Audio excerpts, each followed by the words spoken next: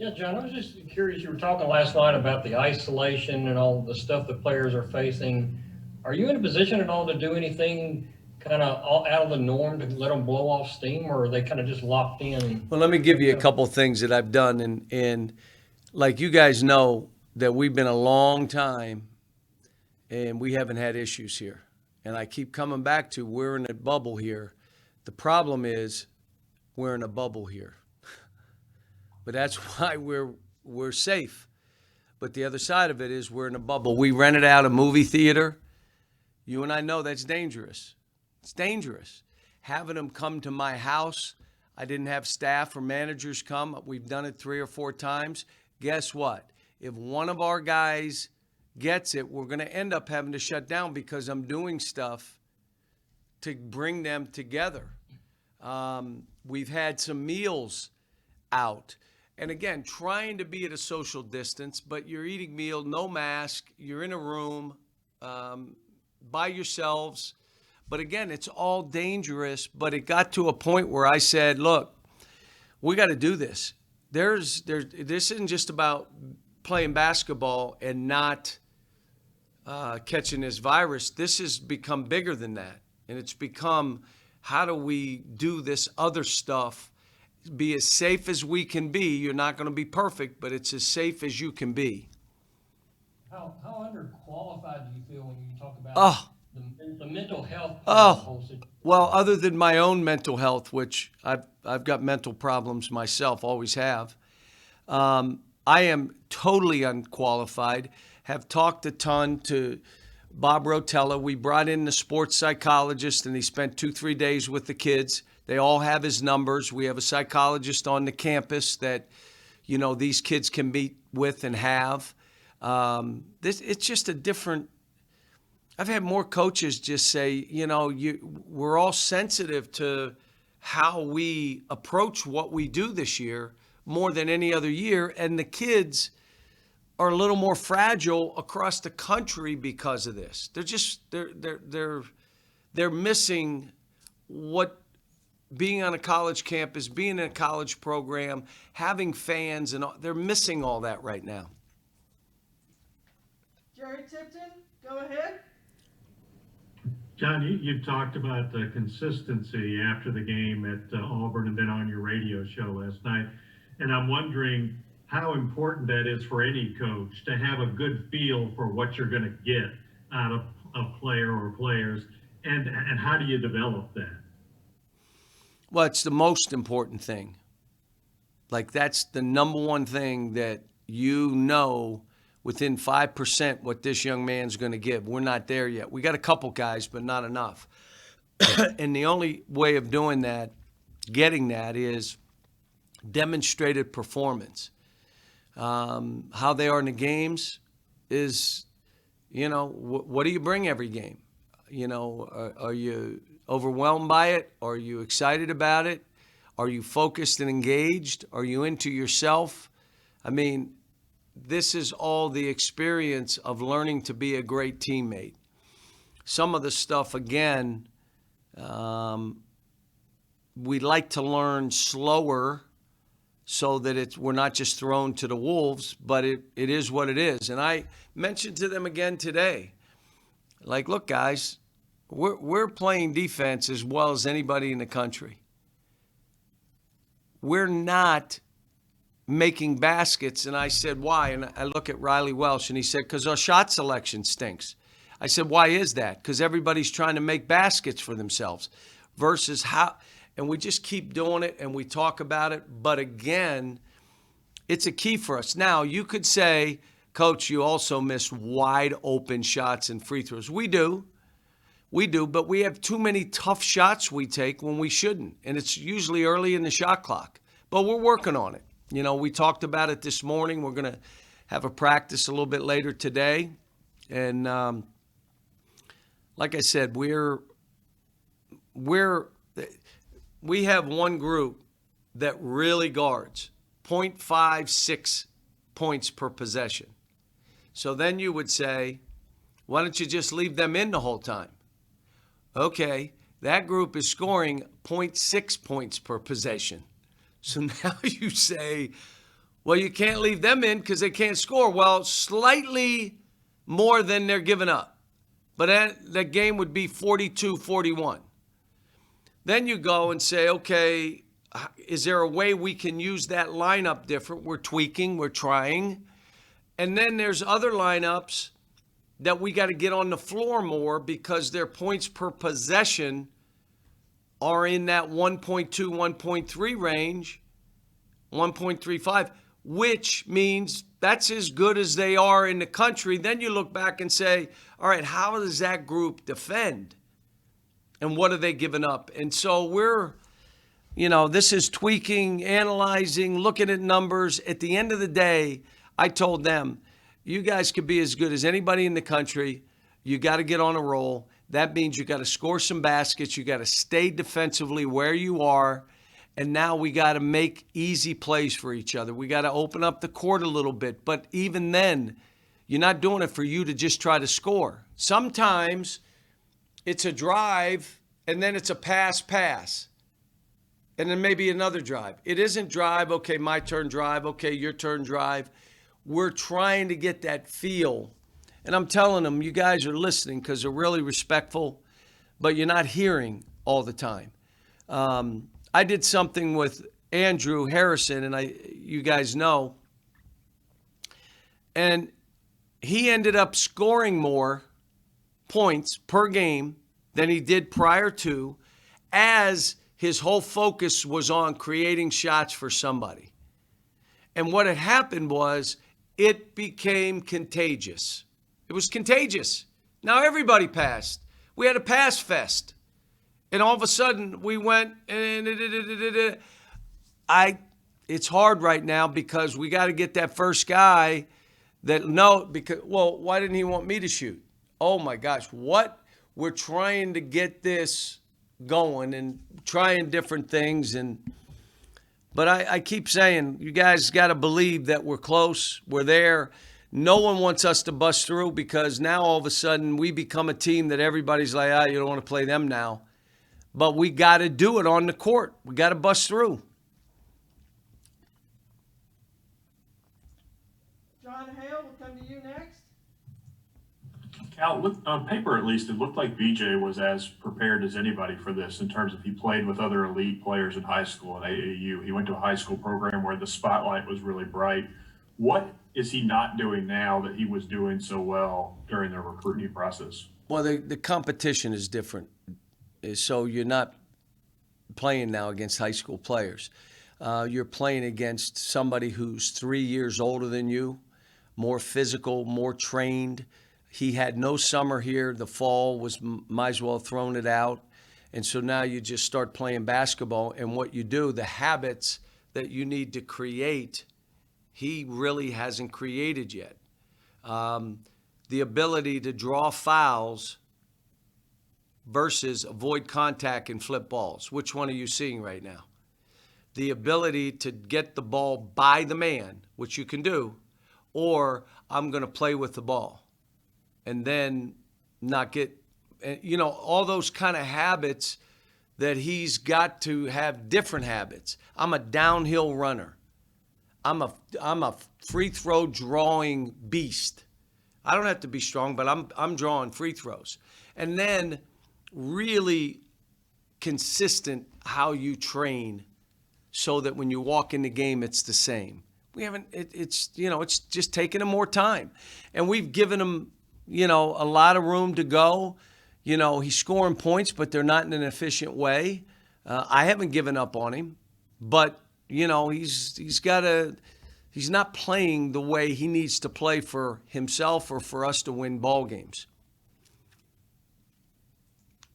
Larry Bob will come to you next.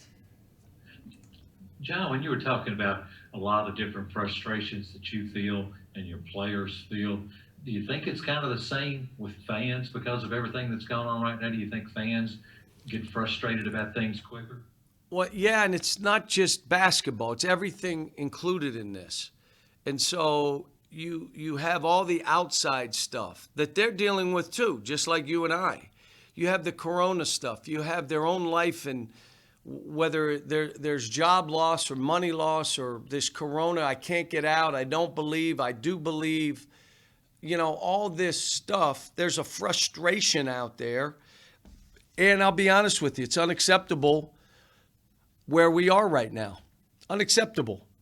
I'm trying to figure out everything I can because I am not happy at all. But on the flip side, I can't do this in the normal way that I would, which is, I'd be a little harder, I'd be a little louder, I'd be a little more aggressive, I'd be quicker to things, wouldn't worry how they're feeling, grow up, put your big boy pants on. Well, you can't do, coaches will tell you, if you have a veteran team, you can do about what you've been doing. But if you have young guys, new guys, none of us on this call have been through the experience that these kids are going through. And someone early asked me, do I feel uneducated as far as what I'm worried about? Yes, I do.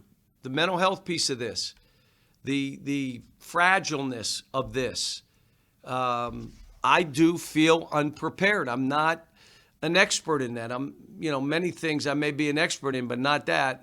If you ask my wife, she'd say I'm an expert in nothing. But, this is a different animal. And I'm not, someone would say that, well, he's just getting soft. I am different. I'm no softer. I'm still to the point.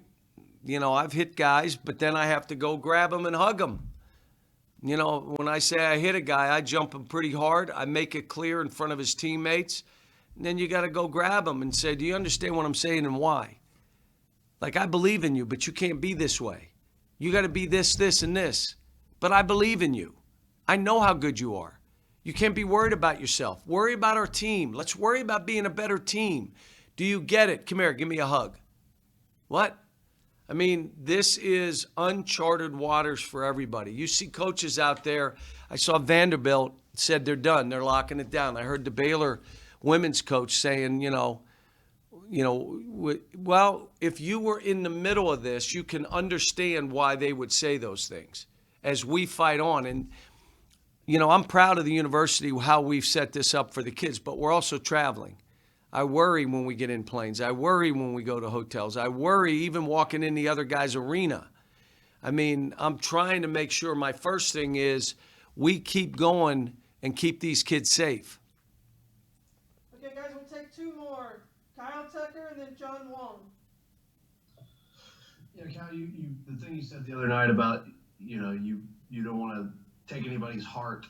How do you balance, that, which I think is obviously a fair concern, with the other guys who are maybe playing to a level that have earned more time or a starting spot? So Kyle, you've watched me.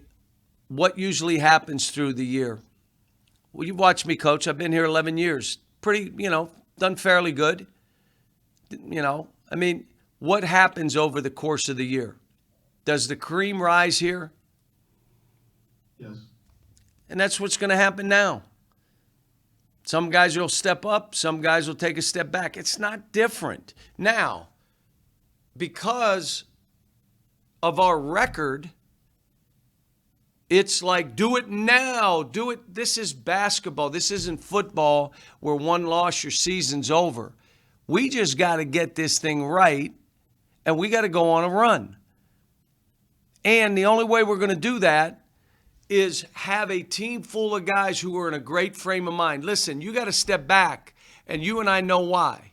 I got it, coach, and I'm going to be ready. And now he steps back and the other steps forward. What none of us want to do is put so much on any of these kids that you hurt the kid. So now a kid that was in a great role and doing great, now you put him in some other role, and now you hurt the kid. I don't want to do that either. But every kid deserves an opportunity to show, which we do every year. And so this is no different, except we didn't have the exhibitions, the stuff up front that we normally have.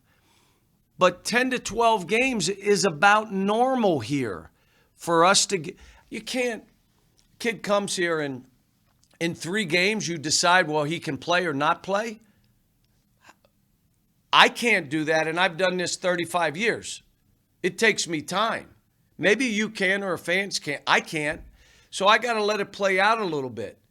Do I wish kids would jump up more? Yeah, I do. But they're not robots. They're not computers. The cream always rises. It always does here.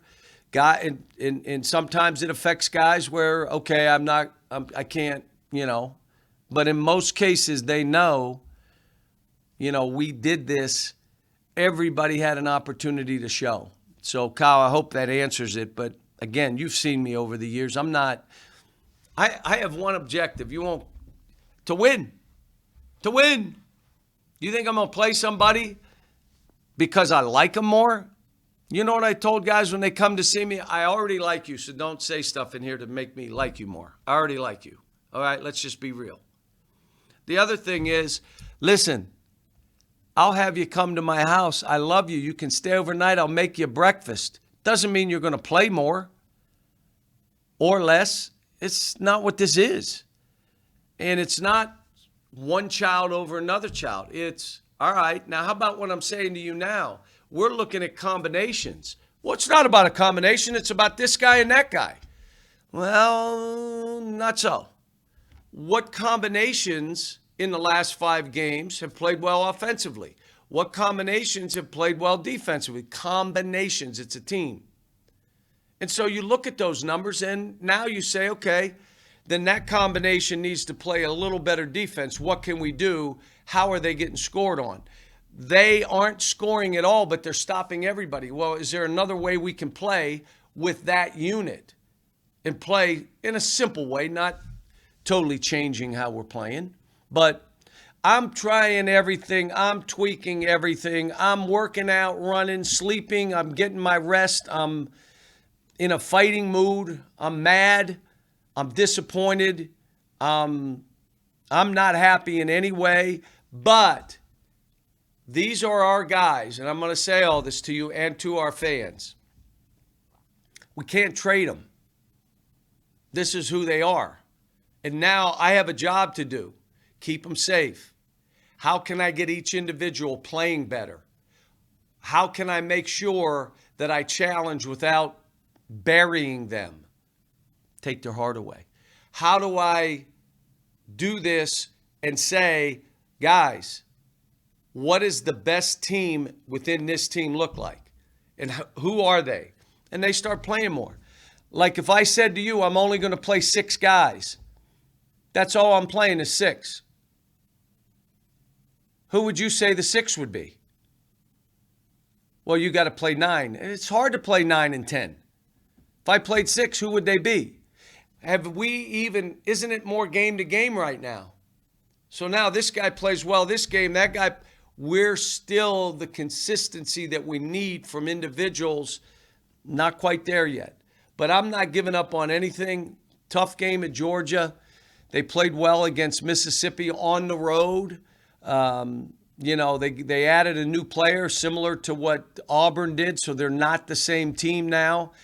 Matter of fact, they had Auburn on the ropes, and they beat Mississippi. So, you know what? We're going into another hard game for us. But so what?